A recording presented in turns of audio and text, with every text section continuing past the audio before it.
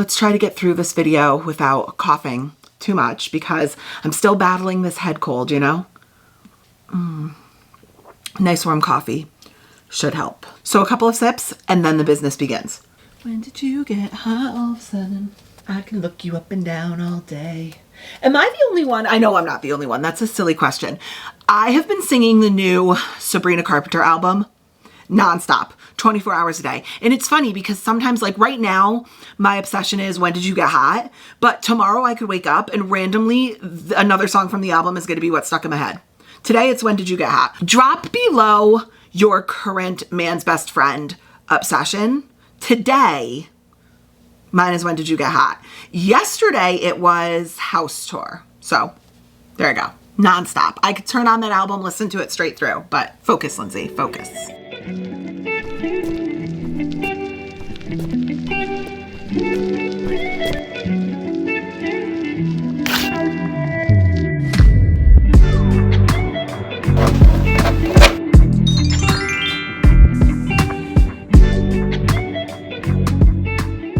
Hey guys, welcome back to another TBR. It is October.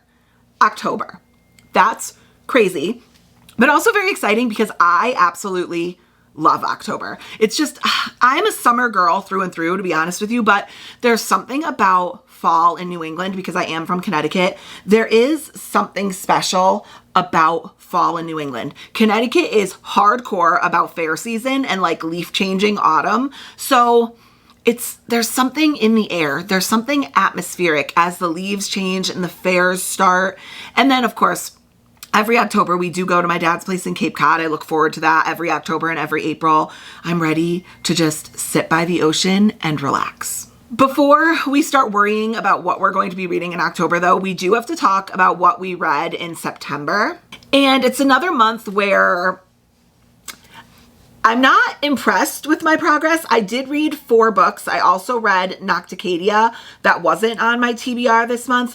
I didn't make great progress. However, I will say this, if we're being glass half full about this, Nocticadia and When the Moon Hatched were both over 500 pages, possibly over 600 pages.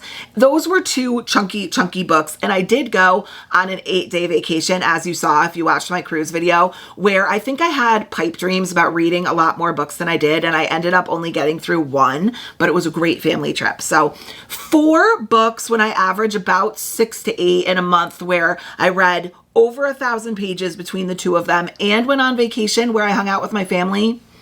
I'm going to give myself a bit of grace here. So because I only read 4 books, I'm only going to spin 4 initial times plus our 4 wild spins that we do every single month. And if this is your first month here, welcome to the chaos. You have no clue what you're about to get yourself into.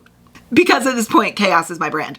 But also, when I set my TBRs, I want to make sure I remind everyone that my TBR is not, I will absolutely read every single book I pick or else that month is a failure. We do not do negative punishments around here for a reason with my TBRs.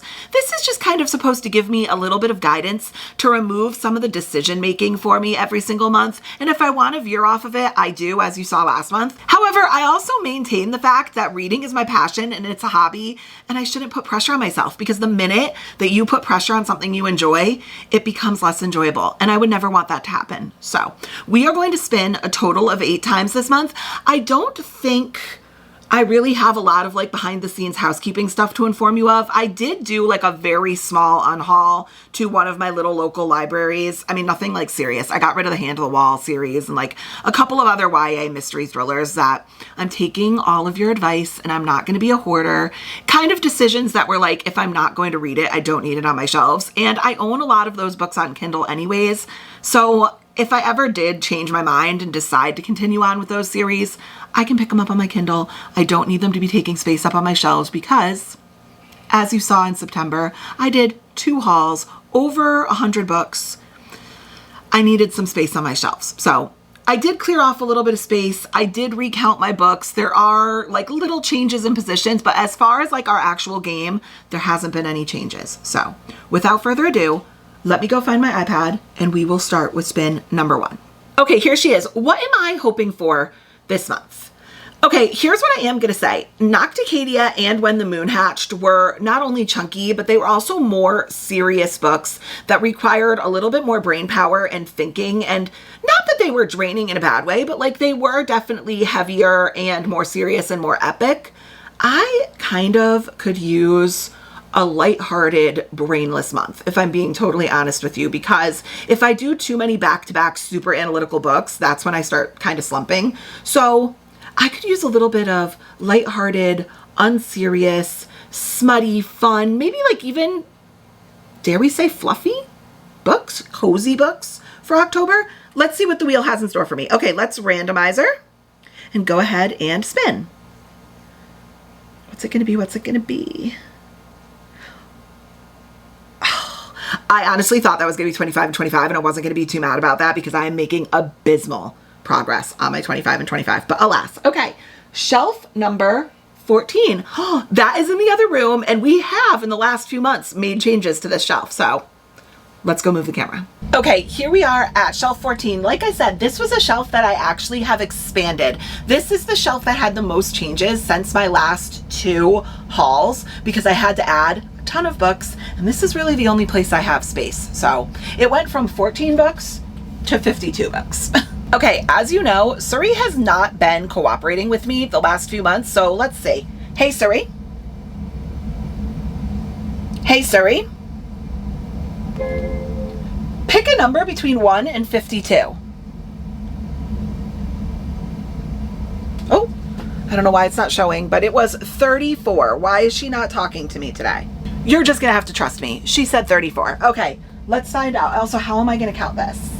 We're just going to do it the way that comes naturally to me. So 1, 2, 3, 4, 5, 6, 7, 8, 9, 10, 11, 12, 13, 14, 15, 16, 17, 18, 19, 20, 21, 22, 23, 24, 25, 26, 27, 28, 29, 30, 31, 32, 33, 34. Okay, 34. Don't fall down, Jesus. 34 is A Forbidden Alchemy by Stacey McEwen. I am so excited for this one. Did I necessarily want to start here as opposed to starting with Ledge, which was her first series? No, but I'm not going to use a veto because this I've been so excited about, and this edition is absolutely gorgeous. Editing Lindsay here. I'm not going to pretend to know what happened, but somehow, some way, the footage of me doing spin number 2 is just not on my SD card. So I don't know if I didn't press the record button or if my computer or camera deleted it. You know, I don't really know. I'm going to go ahead and put money on the fact that it was probably user error if I know me. So I'm going to go ahead and put the footage of spin 2 right here because I still obviously have the screen recording from my iPad. So this was spin number 2, and it chose for us to go to shelf number 23. So take it away, past Lindsay. Here is shelf number 23. It's the shelf with my little Ravenclaw raven guarding all my books. So here's the thing. This is a special edition shelf. However, you can't see it too well, but right here is a section of all Percy Jackson books, and there is some YA on this shelf. Right away, I also don't know if I want to go into any of Chloe Gong or Olivia Blake's books because those are, in my opinion, a bit, particularly Olivia Blake, pretentiously written, and I'm just not into super lyrical, flowery writing this month. So I'm hoping we can kind of avoid that. This might be a veto, but okay. There are 39 books on this shelf, so hey Suri, pick a number between 1 and 39. A random number between 1 and 39 is 11. 11, and thank you for speaking to me today. Okay, 1, 2, 3, 4, 5, 6, 7, 8, 9, 10, 11. Okay. 11 is Broken Souls and Bones by L.J. Andrew. This is the gorgeous Fairy Loot Romantasy edition.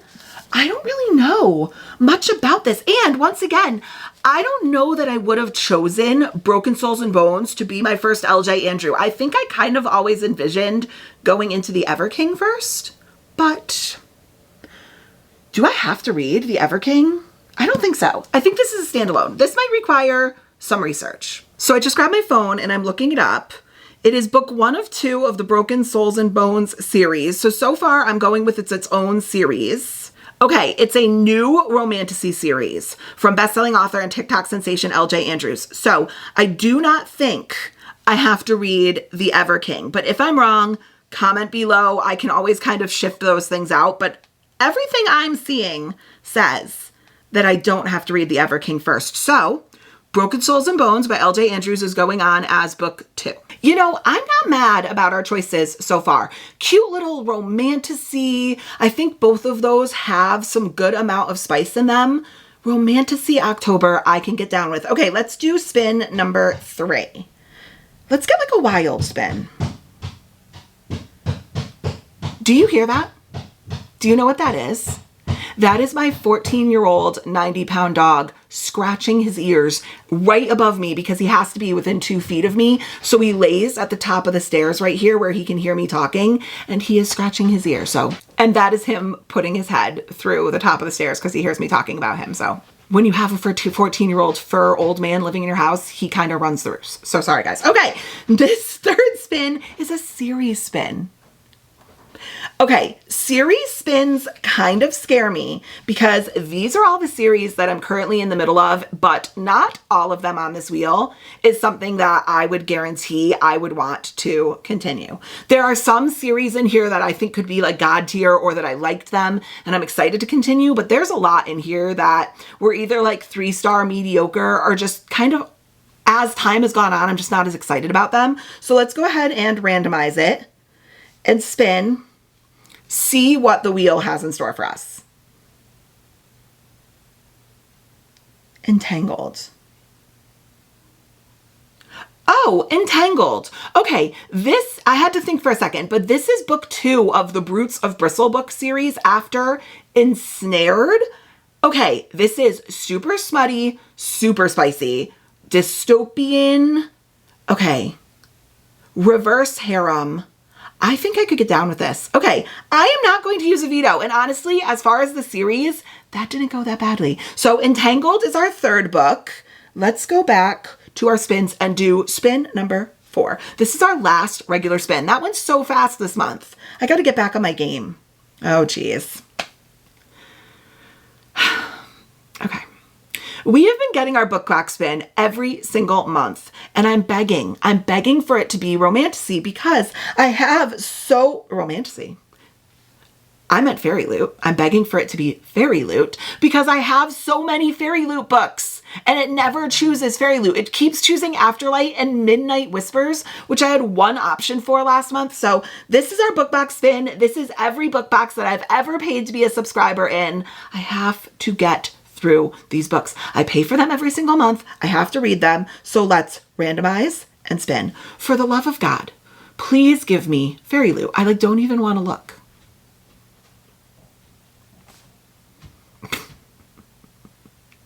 Owl crate. Once again, one that I don't really have that many options for. Okay. Guys, I think I'm going to spin this one more time because Midnight Whispers, I did not read the only book I had last week, or last month, so I only have 1 option for. Owl Crate, I feel like I have 3 or 4 options for. Let's spin one more time. If it's anything but fairy loot, we're gonna disregard, but I really want to make some progress on my fairy loot. Crate. Honestly, that's really not that much better. Okay, I think I'm going to go with Crate because I have more options. So we will pick that at the end. We have to do our 4 wild spins. Here she is. If you have never been here for our wild spin wheel before, what this is every single wild spin that appears on our regular spin for TBR wheel multiplied twice for a little bit of visual interest. And this is going to just give me a little bit of variety, a little bit of fun picking through my shelves. So let's go ahead and randomize and spin. I could use a Kindle book to take with me to the Cape. Author first. Okay. So if you have never seen our author first and last wheel, here she is. It's very, very straightforward. This wheel just has all 26 letters of the alphabet on it. We have to spin it. And in this particular case, whatever letter comes up, we have to pick an author with that first letter of their name. So let's randomize and spin. And it's notorious for giving me hard letters. So author first name R. Okay, we could do that. I'm trying to think off the top of my head. That's a problem for after. Let's go ahead and do our second wild spin. What's it gonna be? What's it gonna be? A genre spin. Okay, I like this wheel, shockingly, even though the certain slice that I'm not going to bring up kind of haunts me. But I like this wheel because it gives me, it's very open-ended, like it's very vague. It lets me kind of wild pick from a specific genre. So once again, very straightforward. Here is a wheel of different genres that are on my shelves. I am going to randomize it and spin and pray that the slice that's been haunting me doesn't come up. Romance. Okay, I could do that. I could pick a romance. All right, on to spin number 3. This is going so fast this month. Spin number 3. Author first name R and then a romance. Of course. Because what would a monthly TBR be without the emoji spin? Okay. Here we go. Here is the emoji spin wheel. This has almost all of the emojis that come on the standard iOS Apple operating system. Not all of them, but most of them. We spin the wheel, and then I have to try to match up a book to whatever emoji it gives me, and it never gives me an easy one. So let's go ahead and separate, randomize, spin. What nonsense is it going to give me? What is it going to be? Just be nice. Oh. Okay, a little silly guy, right? Okay. A little silly, light-hearted, winky. I actually feel like this is pretty open-ended too, and I think I could do this. Okay, all right, let's do our last wild spin and see what it gives us. Oh, okay. An arc spin. Okay, so let's pull up our arc wheel. If you have never seen this wheel before, this is a lot of the arcs that I have been sent recently that I have to catch up on. This is crazy, and I need to do better on my arcs. So it's good that the wheels are looking out for me. Let's randomize it and spin. There's some really, really good books on here, but there's also some that like I wouldn't prioritize reading in October. Alpha Instinct. Okay.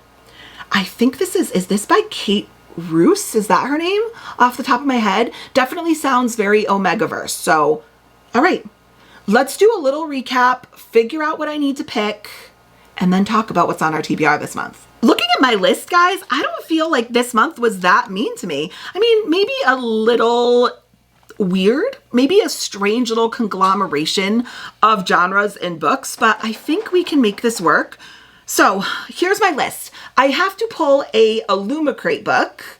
I have to find a author first name that begins with R. I have to pick a general romance book. And then I have to find a book that matches this little silly guy emoji. So where to start? I think I'm going to start with my Illumicrate book because I don't have as many options there. We do have a lot of fantasy romance on our list already, and that is mostly what I have from Illumicrate. So let's go ahead and just rip the Band-Aid off there, and then I can focus on like peppering in a couple other genres that I need.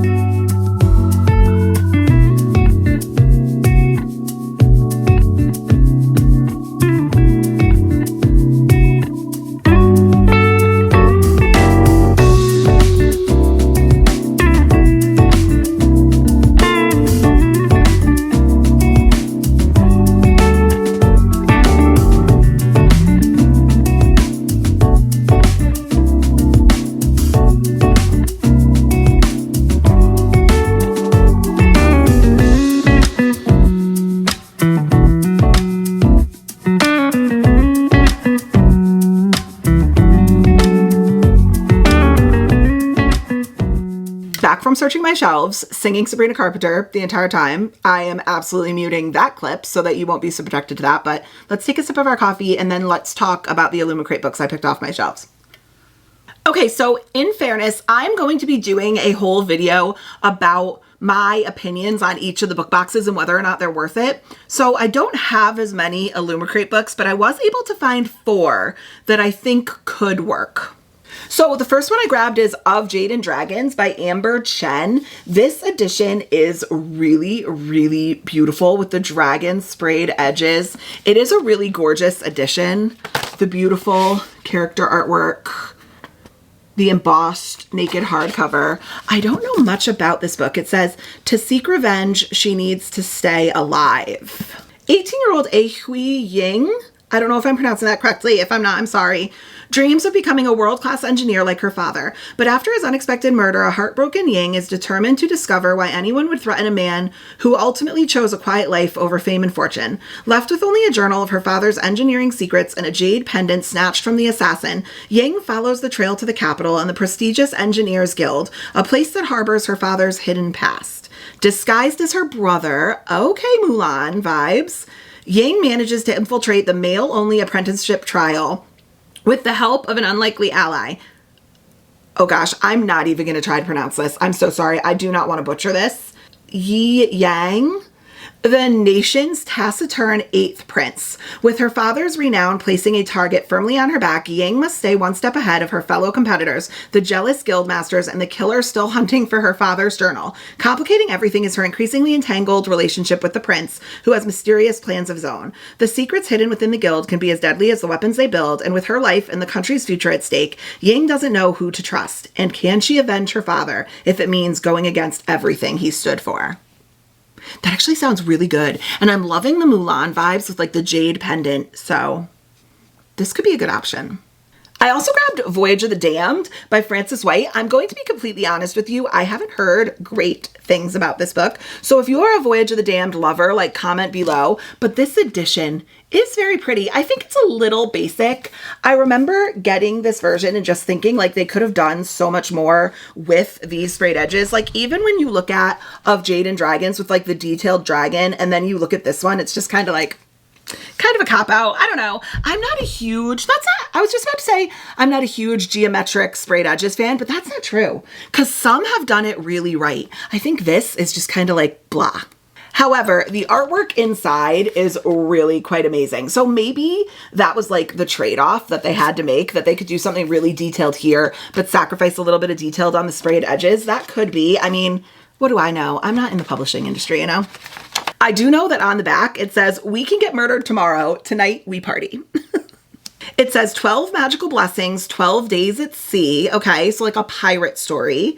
One chance to stop a killer and save the world. For 1,000 years, Concordia has maintained peace between its provinces. To mark this incredible feat, the Emperor's ship embarks upon a 12-day voyage to the sacred goddess's mountain. Aboard are the heirs of the 12 provinces of Concordia, each graced with a unique and secret magical ability known as a blessing.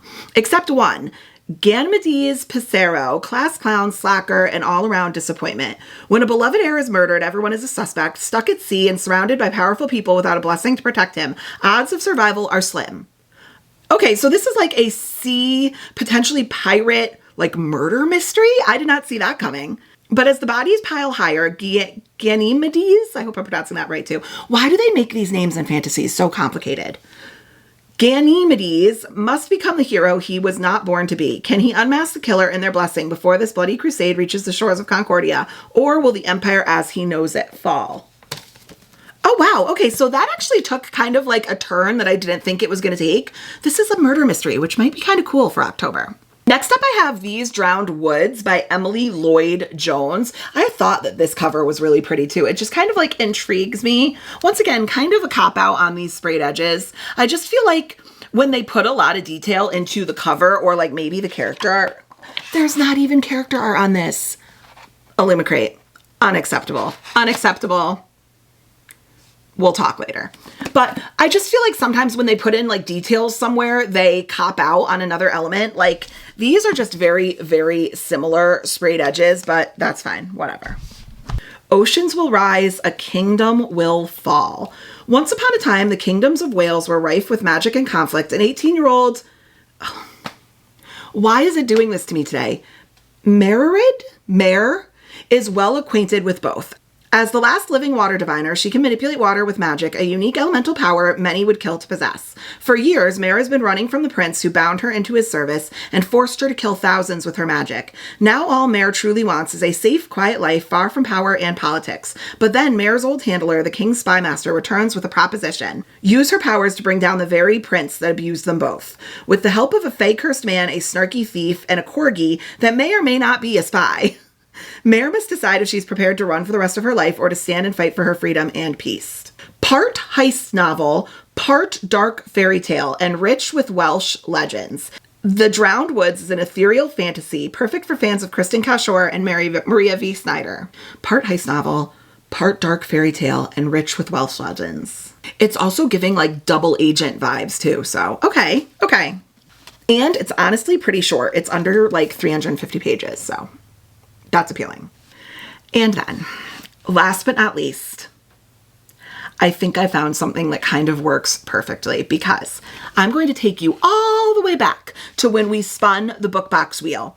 It originally came up as Owl Crate, and I said I didn't have a ton of Owl Crate on my shelves, so I respun and it gave me Illuma Crate. What if I were to tell you that I have a book in the Owl Crate and the Illuma Crate versions, and it's kind of perfect for October? That is The Starling House by Alex E. Harrow. I have in my hands the Illuma Crate edition and the Owl Crate edition. I have this book in both of the options that came up. And from what I understand, I think this is a spooky haunted house story. I'm pretty sure. So,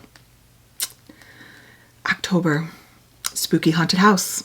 Okay, let's not get ahead of ourselves. Let's talk about what this book is about.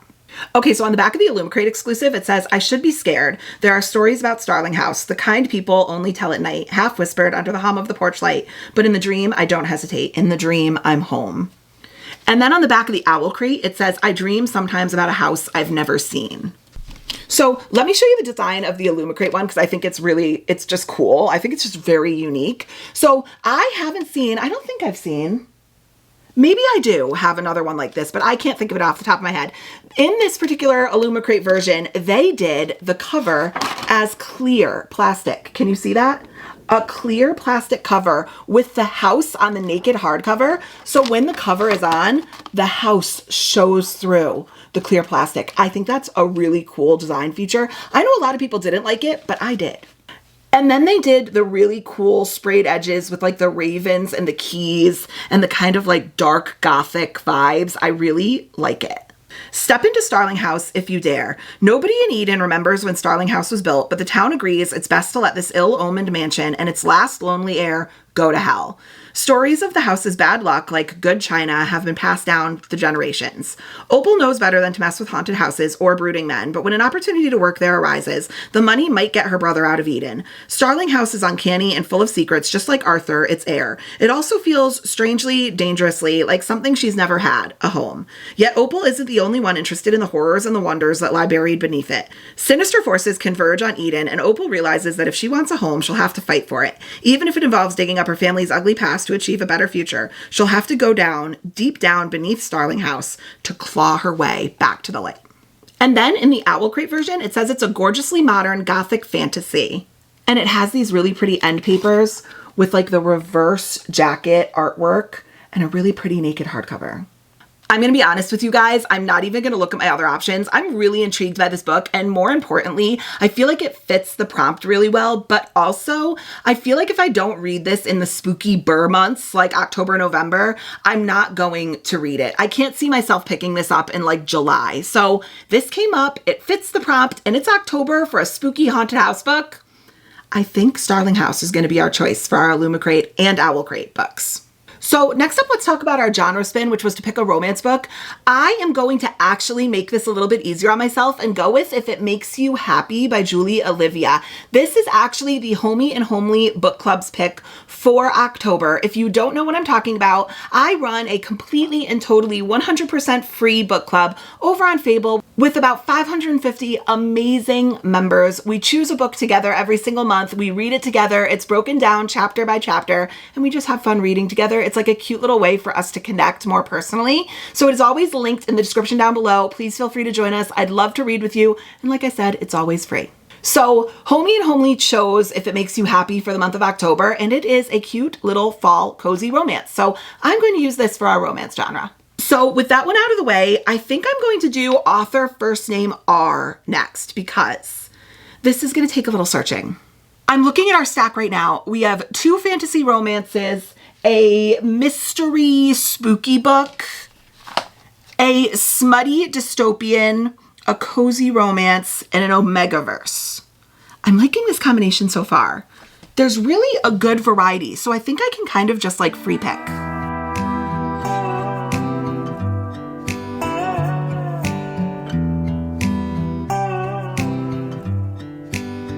Thought it'd be golden, crossing the line and don't look back. Think I was broken, I needed some time to clear my head.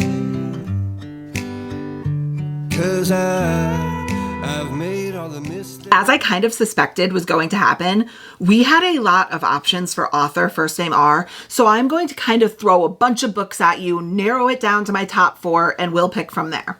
So the first book I picked off of my shelves is Metal Slinger by Rachel Schneider. I've heard amazing things about this fantasy romance, so this could go into our top 4. I also grabbed The Only One Left by Riley Sager. Now, you know I am not a mystery thriller girl. This is not my preferred genre. However, if I am going to get some mystery thrillers off of my shelf, I might as well do it in October, and I have heard that this is one of his better ones. Riley Sager is very hit or miss for me. I read A House Across the Lake and I thought it was the dumbest twist at the end that I've quite possibly ever read.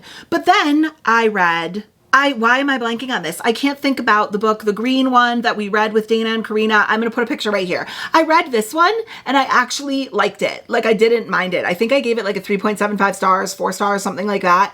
So for a mystery thriller for me, that was really good. So I'm intrigued to see if it's a Riley Sager problem or if it's a me problem. And I've heard that this is a Lizzie Borden retelling, which intrigues me. I could also opt to pick up book 2 in the Shepherd King duology, which is Two Crested Crowns by Rachel Gillig. This is book 2 after One Dark Window. I'm going to be totally honest with you. One Dark Window was only okay for me. It didn't blow my mind like I kind of wanted it to. And ever since I finished One Dark Window, I kind of closed the book and I was like, all right, that was something. Like, am I super intrigued and chomping at the bit to see what happens next? I'm not. And I've heard some conflicting things. Some people say this is better than the first and other people didn't like it. So we'll see. I could also go with tried and true Ruby Dixon and the Ice Planet Barbarian series. I'm up to Barbarian's Prize. I do not remember which one this is, like 4 or 5, something like that. I'll put it on the screen. I love Ice Planet Barbarians. This book is so silly. You could just numb out and read Ruby Dixon. I love everything that she's ever written. It's not serious. It's just for fun. And I could use a little fun, silly read. Then on my Kindle, I could do Variation by Rebecca Yarros. This is a contemporary romance, but I've heard it's very sad. So the question is, do I want to cry in the month of October? I could also do Black Sheep by Rachel Harrison. This is gothic horror, like family horror. I don't know too much about her, but I think this is one of her more popular works. So once again, if there's ever a month I'm going to pick up a little bit of horror, it would be October. So now the question is, which is the 4 that are going to make the cut to my top 4? Here are what I decided on for my top 4, and there are reasons why the ones I cut got cut. Ruby Dixon, I'm actually going to put in another category, and it's just not the right month to cry with a Rebecca Yarros contemporary romance, so that's going to be a no. So we have Rachel Harrison's Black Sheep, little horror. We have Two Twisted Crowns by Rachel Gillig. We have The Only One Left by Riley Sager, another kind of like mystery thriller. And we have Metal Slinger by Rachel Schneider, a fantasy romance. Okay. The first cut is going to be Two Twisted Crowns. That's kind of the easiest cut for me. Like I said, I'm not super excited about diving back into this world. I thought that the magic system was really cool, but besides for that, it kind of just underwhelmed me. Sorry for anyone who loved it, personal preference. So it's just not the right month for me to pick this up. If when I do end up picking this up, I want to be excited for it and give it a fair shot. And that's just not this month. So, okay. I also think I'm going to cut Black Sheep. Like I said, if I was ever going to pick up a horror, it would be in October. This might be like the most like, as far as the month appropriate pick, but I already have Starling House, like Haunted House. I don't think I need to creep myself out anymore. And also with Riley Sager still on the list, I think that I could go that direction if I wanted to. So yeah, that one's going to get cut. So we are between Metal Slinger and The Only One Left. Okay, so looking at my list, this is going to be a little surprising, but I already have a bunch of fantasy romance, and I honestly just think that October is the right month to pick up Riley Sager. I think I'm going to try to get this off my shelves, and for some reason, spooky season in New England might make me vibe a little bit more with Riley Sager in the mystery thriller genre, so we are going to put The Only One Left on for our October TBR. So last but not least, I had to pick a book that encompassed this little silly guy emoji. And for me, this little emoji was like wink, silly, tongue out. And I kind of interpreted it as little silly books that won't be for everybody, or even maybe books that you'll be like a little bit silly or embarrassed to hold in public. And for me, that is monster romance. So I'm going to interpret this as a little silly, winky, cheeky little emoji for monster romances that are just a little taboo and just a little embarrassing when we're out reading them in public. And this is where I'm going to put Ruby Dixon back in the lineup. So I could continue with Ice Planet Barbarians. Like I said, I am an Ice Planet Barbarians fan, but a lot of people kind of either think, in my opinion, too deeply about this series or just can't get into like the alien interspecies monster smut. And I get it. It's not for everybody. And I certainly don't love holding these books up in public. So I read them on my Kindle, and that kind of gives me a little silly vibe. And by that, I mean they're meant to be silly. Stop overthinking monster smut, guys. It's not that deep. So for my other monster smut options, and also for Ruby Dixon, I will be reading these on my Kindle where I don't have to hold these covers up in public and people can't judge me based on what I'm reading. So I also have The Dragon's Bride by Katie Robert. This is a dragon monster smut. Whispers of the Deep by Emma Hamm. This is like a kraken, like mer monster smut. Rock Hard Gargoyle by Maggie Mayhem, gargoyle smut. Bred by the Wolfman by Leon Riley, Wolfman smut. Mail Order Minotaur by Lilith Stone. And this is what I'm talking about. Imagine holding this cover like up in public while you're reading. No, thank you. The piercings are kind of killing me. A Darkness So Sweet, also by Emma Hamm. And this is a troll smut. Okay, so here's my top 4. Ice Planet Barbarians, The Dragon's Bride, Rock Hard Gargoyle, and Bred by the Wolfman. I really don't know how to choose between these because they all sound so good. Guys, I really don't know what to do. I kind of want to read all of these.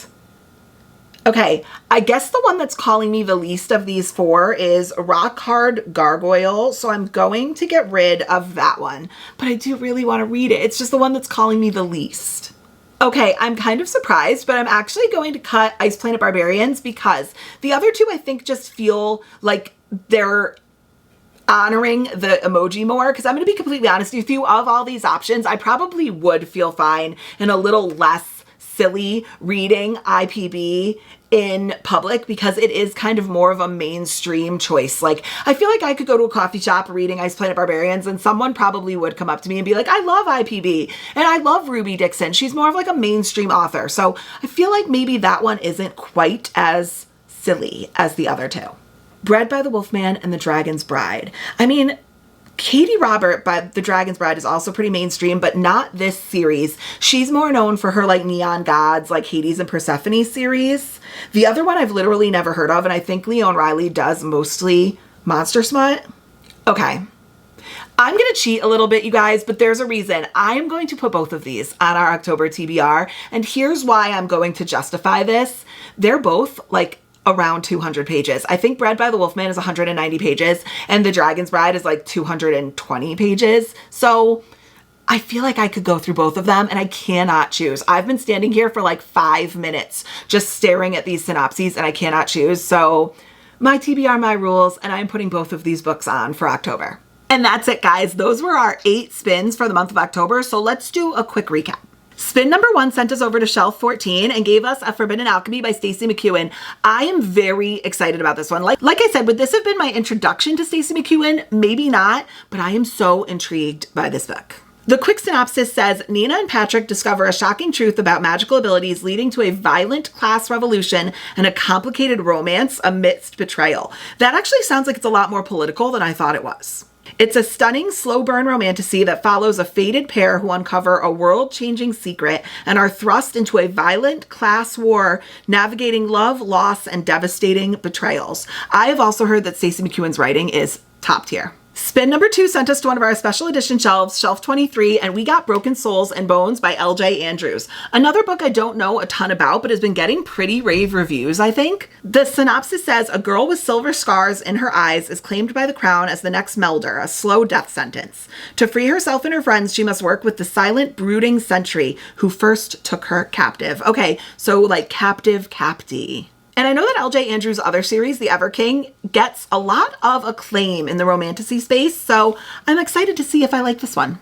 Book 3 had us spin the series wheel, and the wheel chose for us to continue the Brutes of Brusselbook series with Book 2, Entangled. Book 1 is Ensnared. I'm not going to tell you too much about Entangled because I don't know if the synopsis is going to give away any spoilers, but the synopsis for Book 1, Ensnared, is a post-apocalyptic romance where a woman strikes a scandalous deal with 5 ex-Army Rangers for her protection. I know it was a really good post-apocalyptic, spicy, steamy romance.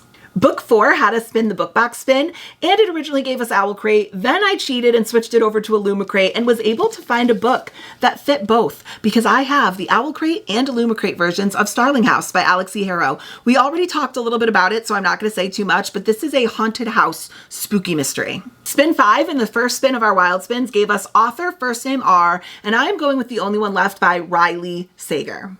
This says it's a deliciously twisty and addictive gothic chiller about a young caregiver assigned to work for a woman accused of a Lizzie Borden-like massacre decades earlier. It says at 17, Lenora Hope hung her sister with a rope, stabbed her father with a knife, took her mother's happy life. It wasn't me, Lenora said, but she's the only one not dead.